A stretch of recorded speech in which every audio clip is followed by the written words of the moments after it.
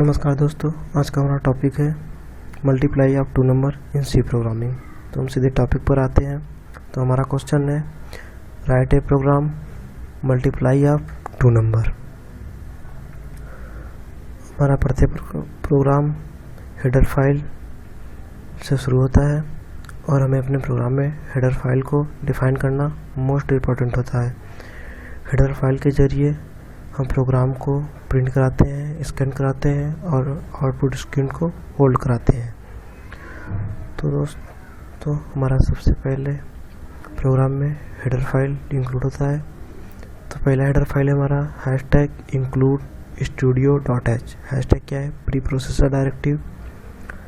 और studio.h जो एक हेडर फाइल है जिसका फुल फॉर्म होता है स्टैंडर्ड इनपुट आउटपुट .h, जिसके अंदर प्रिंटअप और स्कैनअप पुट्स गेट्स नाम का लाइब्रेरी फंक्शन पहले से डिफाइन होता है।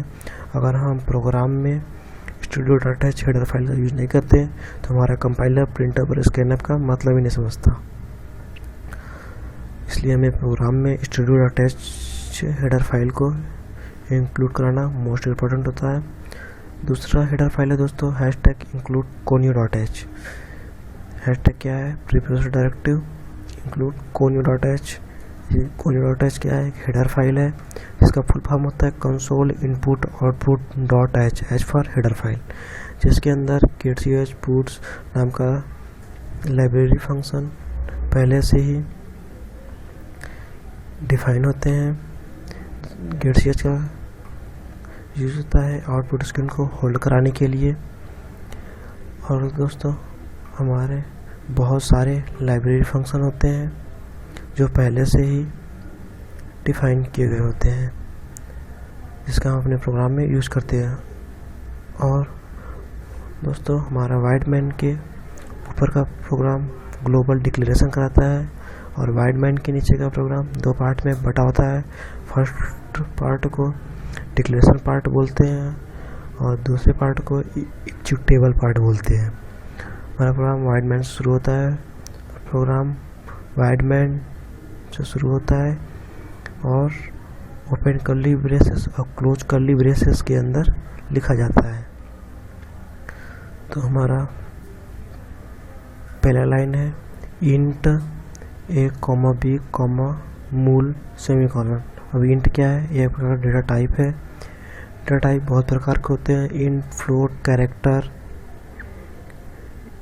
और डबल, स्ट्रिंग, ऐसा हमारे बहुत प्रकार के डेटा टाइप हैं, जिसके बारे में मैंने डीपली अपने पहले वाले वीडियो में समझाया है।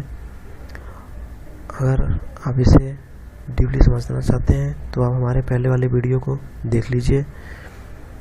और दोस्तों हमने दो वेरिएबल लिया है। अब हमें वेरिएबल की जो भी वैल्यू लेंगे, अगर इंटीजर लेते हैं, फ्लोट लेते हैं, कैरेक्टर लेते हैं, उसके हिसाब से अपने डेटा टाइप को चूज कर लेंगे। हमने वेरिएबल को इंटीजर लिया है। इंटीजर का मतलब 1, 2, 3, 4 ये हमारे इंटीजर है। फ्लोट का मतलब डेसिमल पॉइंट 3.4, 4.5 पॉइंट, ये सब हमारे डेसिमल पॉइंट है। तो हमने वेरिएबल इंटीजर लिया है, इसलिए इंट a, b, क्योंकि हमने दो वेरिएबल लिया है, कॉमा मूल। ये मूल क्या है? एक तीसरा वेरिएबल है जिसमें हम a और b की वैल्यू को असाइन करेंगे। सेमीकोलन हमें ये बतलाता है कि हमारा प्रोग्राम का यह लाइन एंड हो चुका है, अब हमें अगली लाइन में जाना है। प्रिंटअप ब्रैकेट के अंदर डबल कॉमा के अंदर enter the value of two number double comma close. Double comma के अंदर हम मैसेज को देते हैं जो हमें आउटपुट स्क्रीन पर दिखाई देती है। फिर जिससे हमें आउटपुट स्क्रीन पे यह ज्ञात हो जाता है कि हमें कितने वेरिएबल लिए हैं और उन कितनी वैल्यू हमें देनी है। सेमीकोलन लगाते हैं। हम आते हैं अगली लाइन में scanf bracket open double comma के अंदर %d डबल कॉमा क्लोज। बताया %d क्या है? अगर हम वेरिएबल की वैल्यू जिस डेटा टाइप में देना चाहते हैं हमें उस डेटा टाइप के अनुसार यहाँ पे लिखना होगा। हमने इंटीजर लिया है इसलिए %d लिखा है। अगर हम वेरिएबल की वैल्यू फ्लोट लेते हैं तो %type लिखते हैं, अगर कैरेक्टर लेते हैं तो %c लिखते हैं। और जितने वेरिएबल लेंगे इसको उतनी बार लिखना होगा जिनकी वैल्यू हम इनपुट कराते हैं। तो हमने 2 वेरिएबल लिया है जिनको 2 वेरिएबल की वैल्यू इनपुट करानी है। वैसे तो हमने वेरिएबल 3 लिया है लेकिन हमको वैल्यू 2 ही की इनपुट करानी है, इसलिए हमने 2 बार लिखा है %d double input comma close करते हैं, फिर comma and operator A comma and operator B. अब and operator A comma and operator B क्या है? यह हमारे वेरिएबल की वैल्यू के लिए एक मेमोरी लोकेशन क्रिएट करता है। एंड ऑपरेटर वेरिएबल के लिए एक मेमोरी लोकेशन क्रिएट करता है, इसलिए हम एंड ऑपरेटर ए और एंड ऑपरेटर बी के बीच में कॉमा लगाते हैं। जितने वेरिएबल लेंगे उतने के लिए हमें मेमोरी लोकेशन को क्रिएट करना होगा, इसलिए उतने एंड ऑपरेटर को यूज करेंगे विथ वेरिएबल। ब्रैकेट को बंद करेंगे, सेमीकोलन लगाएंगे। अब आते हैं अगली लाइन पे, मूल equal to a into B semicolon. मूल equal to a into B क्या है? यहाँ पे देखिए दोस्तों, a equal to 4 b equal to 3 लिए। अब a इक्वल टू 4 और b इक्वल टू 3 है। फिर अगली लाइन क्या है? a into B. Into B का मतलब क्या हुआ? 4 इंटू 3 जिसकी वैल्यू 12 हो गई। ये सोचे दोस्तों कि a इंटू बी हमने लिखा और वैल्यू हमारा 12 है। वो कैसे? क्योंकि हमने यहाँ इक्वल टू 4 किया। अब a इक्वल टू 4 किया तो a की वैल्यू 4 कैसे हुई? इसका मतलब यह है दोस्तों कि हमारे इक्वल टू के राइट साइड में जो भी होता है वो लेफ्ट साइड पे असाइन होता है, इसलिए हमारे लेफ्ट साइड में 4 था, इसलिए वो हमारे लेफ्ट साइड a पे असाइन हो गया, इसलिए a की वैल्यू 4 हो गई। उसी प्रकार से दोस्तों हम थर्ड वेरिएबल मूल को लिए हैं, मूल equal to a into B कर दिए। अब a इंटू बी की जो भी वैल्यू होगी वो मूल पे असाइन होगी, क्योंकि मूल हमारा इक्वल टू के लेफ्ट साइड में है और इंटू बी राइट साइड में। तो a इंटू बी की वैल्यू क्या हुई? 4 इंटू 3। 4 इंटू 3 की वैल्यू क्या हुई? 12। इसलिए 12 हमारी मूल पर असाइन हो जाएगी। मूल इक्वल टू 12 क्या है? राइट साइड में, मूल क्या है? लेफ्ट साइड में, इसलिए 12 असाइन हो जाएगी मूल पे। इसलिए हमें जब भी प्रिंटअप में मूल को लिखना होगा जो हमने थर्ड वेरिएबल लिया था। आते हैं प्रिंटअप पे। प्रिंटअप इक्वल टू प्रिंटअप डबल कॉमा के अंदर मूल ऑफ 2 नंबर। ये क्या है? मैसेज में आप कुछ भी दे सकते हैं, नाम या कोई वेरिएबल या कुछ भी आपके अनुसार। हम यहाँ पे मूल ऑफ 2 नंबर इसलिए लिखे हैं क्योंकि हमें ये पता हो जाएगा आउटपुट स्क्रीन पे मूल ऑफ 2 नंबर मतलब multiply of 2 number equal to %d। अब %d यहाँ पे क्यों लिखे दोस्तों? क्योंकि हमने वेरिएबल का डेटा टाइप सेम लिया। अगर 2 सेम डेटा टाइप के वेरिएबल में मैथमेटिकल ऑपरेशन होता है तो उनका आउटपुट भी सेम डेटा टाइप का आता है, इसलिए हमारे दोनों वेरिएबल के डेटा टाइप इंटीजर है, इसलिए उसकी आउटपुट भी इंटीजर आएगा, इसलिए हमने %d का यूज़ किया। %d के बाद डबल कॉमा क्लोज करते हैं, फिर कॉमा लगाते हैं और मूल लिख दीजिए जो कि हमारा थर्ड वेरिएबल है जिसपे कि a इंटू बी की वैल्यू असाइन हुई है। ब्रैकेट बंद, semicolon.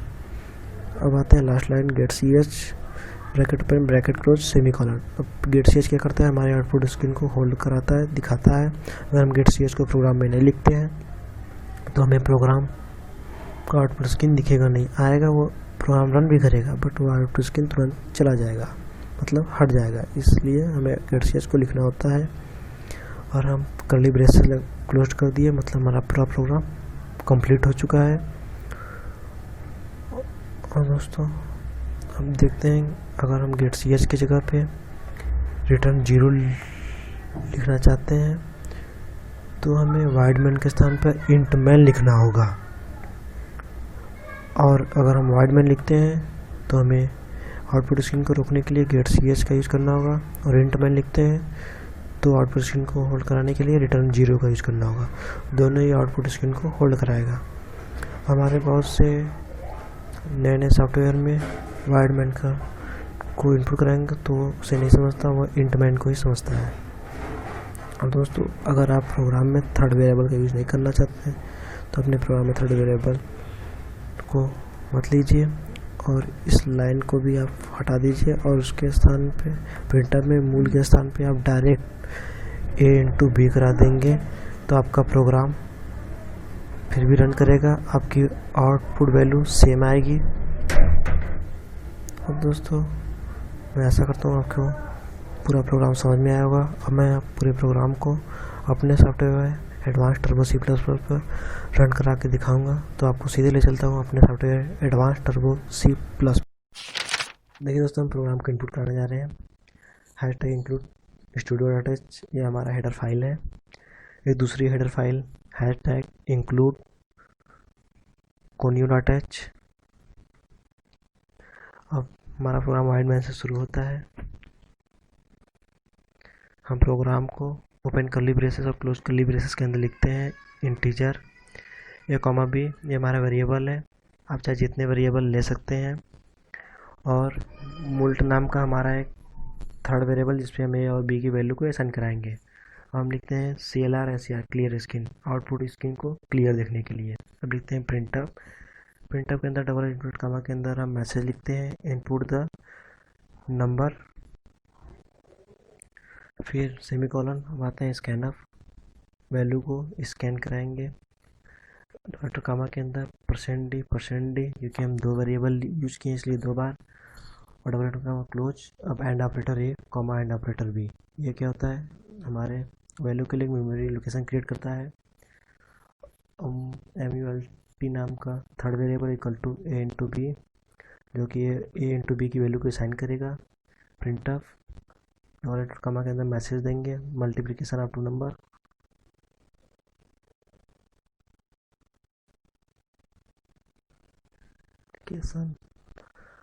Of two number %d double comma close कर देंगे। अब हम मूल नाम का जो थर्ड वेरिएबल है उसको लिखेंगे। अब गेट स्विच लगा देंगे आउटपुट स्क्रीन को रोकने के लिए। अब कर्ली ब्रेस क्लोज कर दिया। प्रोग्राम को हम कंपाइल कराते हैं। देखिए, ना तो कोई वार्निंग आया ना तो कोई एरर। अब सीधे प्रोग्राम को रन कराते हैं। ये हमारा आउटपुट स्क्रीन है। अब यहाँ पे हम वैल्यू देंगे, दूसरी वैल्यू देंगे 9। आपका आउटपुट आया है multiplication of two number equal to 81। धन्यवाद दोस्तों हमारे वीडियो को देखने के लिए। अगर वीडियो पसंद आया हो तो लाइक और शेयर जरूर करें।